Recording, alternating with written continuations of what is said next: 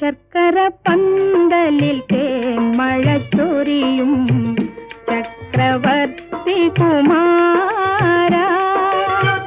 നിൻ മനോരാജ്യത്തെ രാജകുമാരിയായി വന്നു നിൽക്കാനൊരു